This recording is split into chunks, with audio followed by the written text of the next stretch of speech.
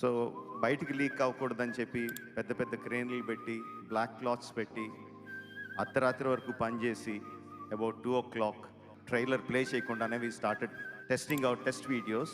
ఎక్కడి నుంచి వచ్చారో తెలీదు, డ్రోన్తో ఆ వీడియోలు తీసి whatever we are suppose to show అవి నెట్లో పెట్టడం మొదలుపెట్టారు.